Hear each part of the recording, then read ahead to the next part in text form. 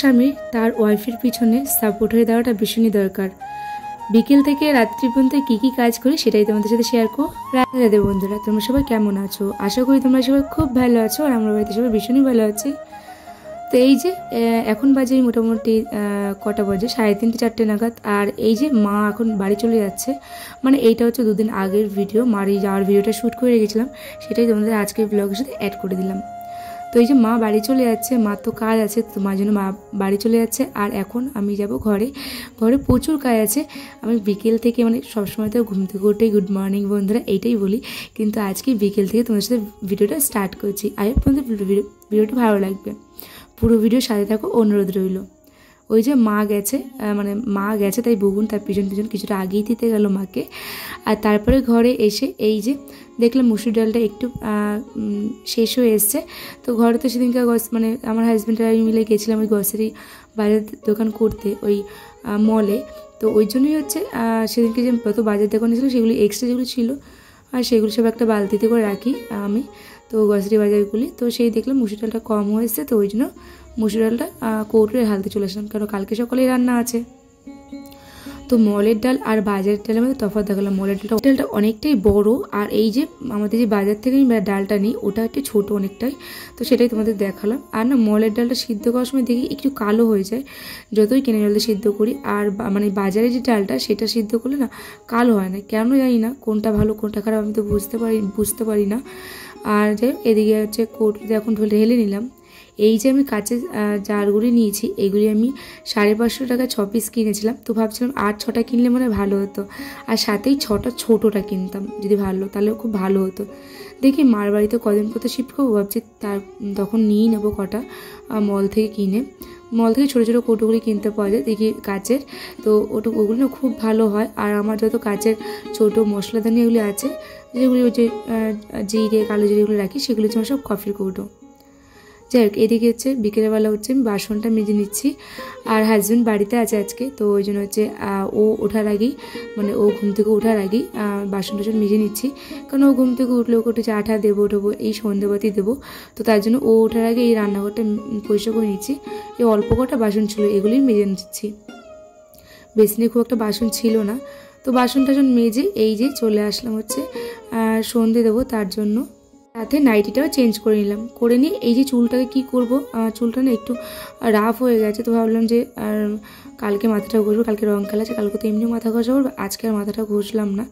তো তার জন্য এই দেখো হচ্ছে আমি চুলটা এখন বেনুনি করে নেবো, কারণ একটু চুলটা রাফ হয়ে গেল না, মানে যতই ক্লিপ দিয়ে আটকে রাখি কেমন একটা বিচ্ছিরি মতন থাকে, আর মাথায় হাত দিলে মানে চুলগুলি খুব মোটা মোটা লাগে হাতে বাঁধে, তো ওই জন্য চুলটা বেনুনি করে নিচ্ছি। আর সত্যি কথা বলতে গেলে আমার হাজব্যান্ডের চুল বেনুনি করলে ও ভীষণই পছন্দ করে।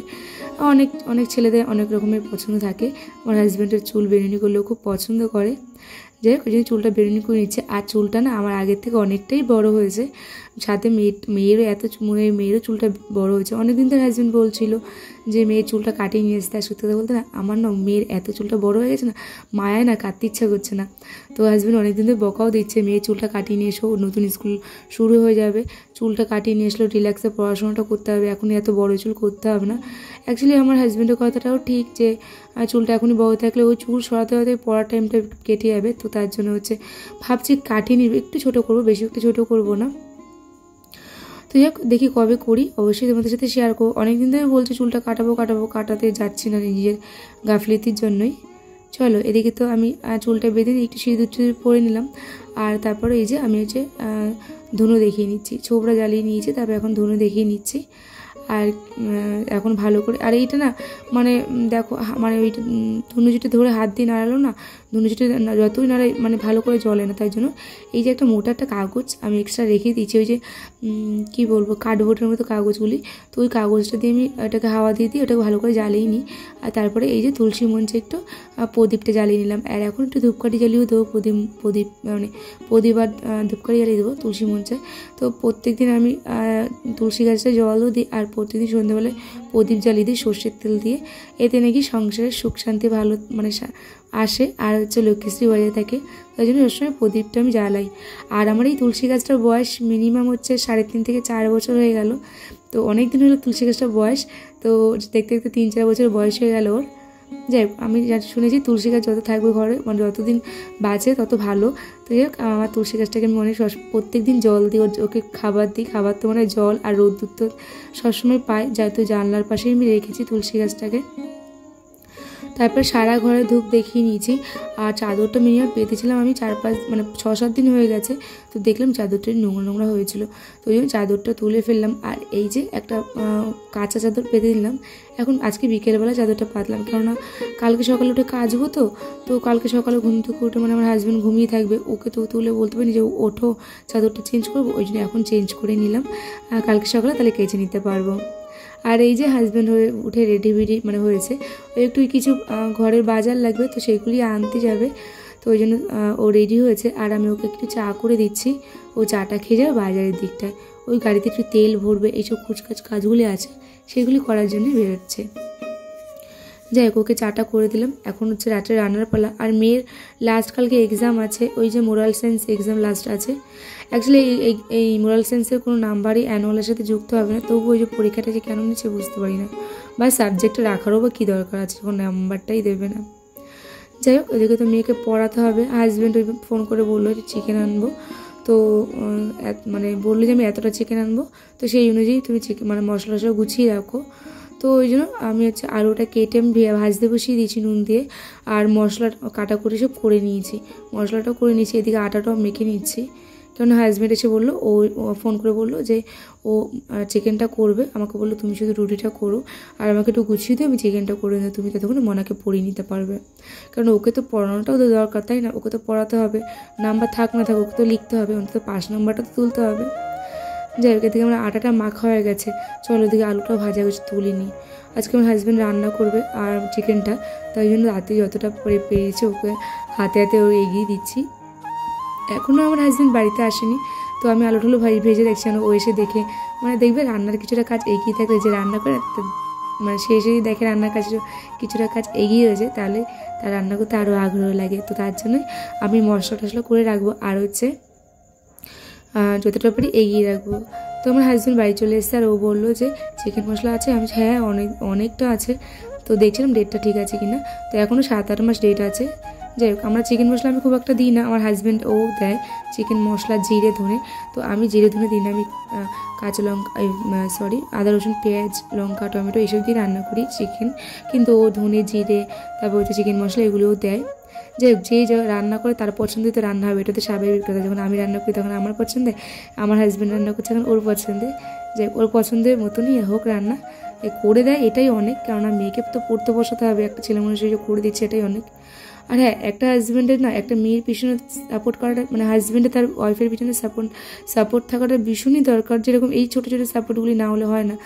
অনেক হাজব্যান্ড আছে বাচ্চাদেরকে ধ্যান দিতে পারে না, কিন্তু এই যে আমার সন্তানকে আমার ধ্যান দেওয়ার সময়টা তো দরকার, সেই সময়টা আমার হাজব্যান্ড করে দেয়, যে তুমি চলে যাও, আমি রান্নাটা করে দিচ্ছি, তুমি গিয়ে মেয়েকে পড়াও। তো এরকম ছোটো ছোটো বিষয়গুলো ধ্যান দেওয়াটা ভীষণই দরকার। তার জন্যই বললাম যে একটা হাজব্যান্ডের তার ওয়াইফের পিছনে সাপোর্ট থাকাটা ফুল দামে ভীষণই দরকার। যাই হোক, এই যে মানুষটাকে পেয়েছি, এই মানুষটা ফুল দামে মানে সব কিছু যতটা পারে আমাকে চেষ্টা করে হেল্প করার, ডিউটি থেকে এসেও হেল্প করে। আর এই যে আমাকে বলছিল ভিডিওতে বলছিল যে এই যে আজকে চিকেন রান্না করব, এই যে কাটাকুটি করা হয়ে গেছে, এখন রান্না বসাবো। তো এই যে দই দিয়ে চিকেনটা মেখে রেখে দিয়েছি, এইসব কথাই বলছিল। যাই হোক, আগে তো ভিডিও করাটাই পছন্দ করতো না, এখন ও অনেকটা ইমপ্রুভ হয়েছে। তোমাদের আশীর্বাদে আরও আমি চাই এগিয়ে যেতে এই প্ল্যাটফর্মে। তো একটা তোমাদের কথা বলতে অনেক দিন ধরে ভিডিও দিচ্ছিলাম, আর দিইনি 2-3 দিন ধরে, কারণ এটা আমার কিছুটা ভিডিও শ্যুট করিও নি ইচ্ছা করে বলতে গেলে ইচ্ছা করেই। কারণ কদিন ধরে দেখছি চ্যানেল একদমই সাবস্ক্রাইব বাড়ছিল না, কোনো ভিউ বাড়ছিল না, কোনো সাবস্ক্রাইব বাড়ছিল না, কোনো ওয়াচ টাইম বাড়ছিল। মনটা এত খারাপ ছিল, আমি মানে কি বলবো, এত খারাপ ছিল বলার মতো না, সেটা কারোর সামনে বলে বোঝানো যাবে না কাউকে। তারপর বললাম না, 2-3 দিন ভিডিও দিনই না, এই ভিডিও না দিতে দিতে আরও আমার চ্যানেলটা ডাউনে চলে যাবে, নিচে চলে যাবে। এরকম করলে হবে না, ভিউজ আসুক না আসুক আমাকে ভিডিও দিতেই হবে। একটা টাইমে ঠিক সফলতা পাবো, তোমাদের ভালোবাসা আমি ঠিক পাবো। যাই হোক, তোমাদেরকেই বলছি, প্লিজ আমাকে সাপোর্ট করো, অনেক তোমরা ভীষণ আমাকে সাপোর্ট করো। যারা নতুন দেখছো তারা প্লিজ চ্যানেলটি সাবস্ক্রাইব করে আমার পাশে থেকো তোমরা। যাই হোক, এদিকে মেয়েকে বই নিয়ে বসিয়ে দিচ্ছি, আর এদিকে হাজব্যান্ড রান্না করছে। তো মেয়েকে বললাম যে মোরাল সায়েন্সের কপিটা নিয়ে এসো, আমি কোশ্চেন টুকে দিচ্ছি, তুমি এগুলি লেখো। আর ওকে হচ্ছে মুখস্থ করবো। একদিনও পড়াইনি, আজকেই মানে 1-1.5 ঘন্টা একটু পড়িয়ে নেবো। আর এই যে আমাদের চিকেনের ফাইনাল লুক আছে এইটা। চলো এখন হচ্ছে খাওয়া দাওয়ার পালা। অনেকটা রাত্রি হয়ে গেছে, মোটামুটি 10:30 11টা বাজে। আর দিদির ছেলে এসেছিলো মার সাথে, তো ও যায়নি, ও রয়ে গেছে। তো ওই জন্য হচ্ছে ও 2-3 দিন পর যাবে। ওই যে ওকে একটু কুকুরে কামড়েছিল, তো ওই জন্য ভ্যাকসিনটা দেওয়ার জন্য রয়ে গেছে।